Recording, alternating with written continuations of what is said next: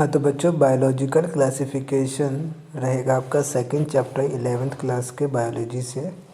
ठीक है, तो इसमें एमसीक्यू हम लोग करने जा रहे हैं। तो पहला क्वेश्चन देखिए, who was the first to attempt a more scientific basis of classification. इसका आंसर हो जाएगा बी।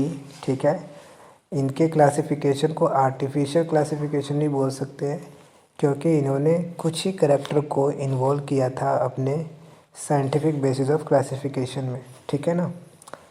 अच्छा, सेकंड देखिए, Aristotle classified plants in herb shrubs and trees on the basis of.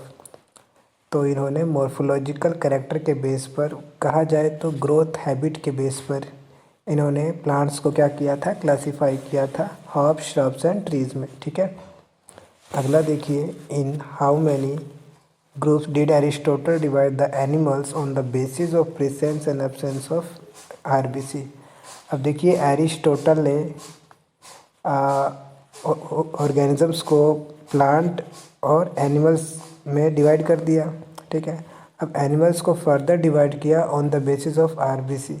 तो जिसमें RBC था उसको इन्होंने बोला एन एइमा। ठीक है, और जिसमें नहीं था उसको क्या बोला, एन एमा। ठीक है, अ मतलब नहीं है। ठीक है ना, ऐसे बोलते ना इंग्लिश में अ। ठीक है, तो इस तरीके से आप ये समझने की कोशिश करना कि अनेमा जिसमें आरबीसी नहीं है और एनेमा जिसमें आरबीसी था, मतलब जिसका ब्लड का कलर रेड था वो आपका एनेमा और जिसका नहीं था वो एनेमा। ठीक है, तो इस तरीके से हम कह सकते हैं इसका आंसर बी हो जाएगा, जिसमें दो यहाँ पर गिवन आपको। ठीक है, ओके। हाँ तो फोर्थ क्वेश्चन देखिए, two kingdom classification does not distinguish between. अब टू किंगडम क्लासिफिकेशन में एक प्लांट था, एक एनिमेलिया था। अब प्लांट में वो सभी इंक्लूड कर दिए गए थे, जैसे कि बैक्टीरिया को इंक्लूड कर दिया गया, फंगी को इंक्लूड कर दिया गया, एल्गी को इंक्लूड कर दिया गया, और हायर प्लांट तो थे ही, जिम्नोस्पर्म एंजियोस्पर्म ये सब तो थे ही, है कि नहीं। तो हम एग्जाम्पल के थ्रू समझते हैं। पहला ऑप्शन है कि ईओकारियोट एंड प्रोकारियोट। अब हमें ये बात पता है कि बैक्टीरिया एक तरह का प्रोकारियोटिक ऑर्गेनिज्म है, और फंगी एल्गी या फिर जितने भी ये ऑर्गेनिज्म है नीचे वाले, ये क्या आपके ईओकारियोटिक ऑर्गेनिजम्स है कि नहीं। अब प्रोकारियोटिक, ये सेल के रिस्पेक्ट में बात हो रही है कि सेल में जो न्यूक्लियस होता है वो सराउंडेड नहीं होता है। किस केस में, प्रोकारियोटिक, मतलब न्यूक्लियर मेम्ब्रेन प्रेजेंट नहीं होता है, इनसिपिएंट न्यूक्लियस होता है प्रोकारियोटिक के केस में। वहीं हम ईओकारियोटिक के केस में बात करें तो वेल डिफाइंड न्यूक्लियस होता है, मेम्ब्रेन बाउंड न्यूक्लियस होता है। ठीक है, तो हमने क्या देखा कि टू किंगडम क्लासिफिकेशन में प्लांट में अगर हम एग्जांपल के थ्रू समझे तो प्लांट में बैक्टीरिया भी इंक्लूड था, फंगाई भी इंक्लूड था, एल्गी भी, और हायर ऑर्गेनिज्म तो थे ही प्लांट से रिलेटेड। तो एक प्रोकारियोटिक और ईओकारियोटिक दोनों को एक ही में इंक्लूड कर रखा था। इससे हमें समझ आ रहा है कि ये डिस्टिंग्विश नहीं कर पाया प्रोकारियोटिक और ईओकारियोटिक में। ठीक है, तो पहला ऑप्शन भी हो सकता है आपका, मतलब पहला ऑप्शन तो है ही। अगला ऑप्शन भी आपका है, क्योंकि यूनिसेलुलर और मल्टी सेलुलर ऑर्गेनिज्म में भी डिस्टिंग्विश नहीं कर पाया। क्यों नहीं कर पाया, क्योंकि बैक्टीरिया एक यूनिसेलुलर ऑर्गेनिज्म है। अब एल्गी, चलो एल्गी को छोड़ते, ये हायर ऑर्गेनिज्म क्या है, ये मल्टी सेलुलर ऑर्गेनिज्म है, तो दोनों के एक ही में इंक्लूड कर दिया गया। ठीक है, आ रही बात समझ में।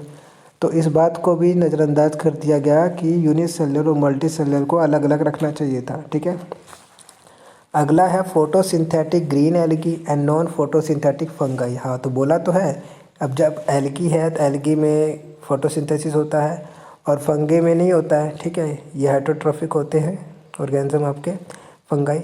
तो दोनों को एक ही में इंक्लूड कर दिया गया, मतलब ऑटोट्रॉफिक और हेटरोट्रॉफिक दोनों को साथ में रख दिया गया। यहाँ पर ऑटोट्रॉफिक और हेटरोट्रॉफिक भी बोलता तो भी आप यही समझते जो यहाँ पर गिवन है। ठीक है, तो इसलिए तीनों जो ऑप्शन है वो आपके ठीक हैं, इसलिए ऑल ऑफ अबव आपका हो जाएगा। एक बार दोबारा से बता दें, हो क्या रहा था, ये पूछा गया था कि टू किंगडम क्लासिफिकेशन में कौन सी बातें इंक्लूड नहीं की गई थी, मतलब ध्यान नहीं दिया गया।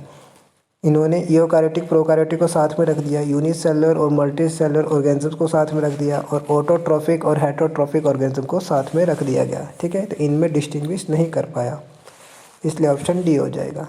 अगला है, in which year Whittaker propose the 5 kingdom classification. ठीक है, तो इसका ऐसे याद कर ले, लीजिएगा, इसका ऑप्शन सी है। देखिए 1 9 फिर उल्टा कर दिया, फिर उल्टा कर दिया, है ना, इस तरीके से 1969 ये आपको याद रखना है, ठीक है। अब ये याद रखना है, इसमें कोई दिक्कत की बात नहीं होनी चाहिए। छठा देखिए, विटेकर्स किंगडम आर। तो विटेकर्स किंगडम में प्लांटे था, एनिमेलिया था, फंगाई भी था, मोनेरा एंड प्रोटिस्टा भी था। तो 5 किंगडम क्लासिफिकेशन इन्होंने प्रपोज किया था, इसलिए ऑप्शन डी हो जाएगा। How many main criteria were use by Whittaker for classification. तो देखिए 5 किंगडम क्लासिफिकेशन था और 5 ही करेक्टर इंक्लूड किए थे। कौन कौन से वो करेक्टर थे उसको एक बार लिस्ट कर लेते हैं। सेल का जो ऑर्गेनाइजेशन है या फिर सेल स्ट्रक्चर के बारे में ध्यान दिया गया, थैलस स्ट्रक्चर के बारे में ध्यान दिया गया, रिप्रोडक्शन मोड ऑफ रिप्रोडक्शन के बारे में ध्यान दिया गया, मोड ऑफ न्यूट्रिशन के बारे में ध्यान दिया गया, ठीक है। और आपका जो लास्ट रहेगा वो है फाइलोजेनेटिक रिलेशनशिप के बारे में भी ध्यान दिया गया था, ठीक है। वे 5 करैक्टर इंक्लूड किए गए थे, इसलिए आपका ऑप्शन डी हो जाएगा, ठीक। अगला देखिए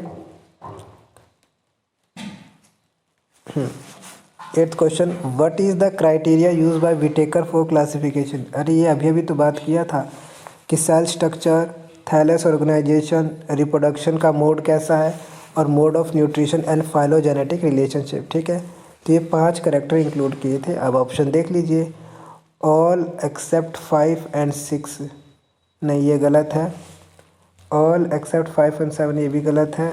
ऑल एक्सेप्ट 6 एंड 7 ये ठीक रहेगा आपका आंसर, ठीक है।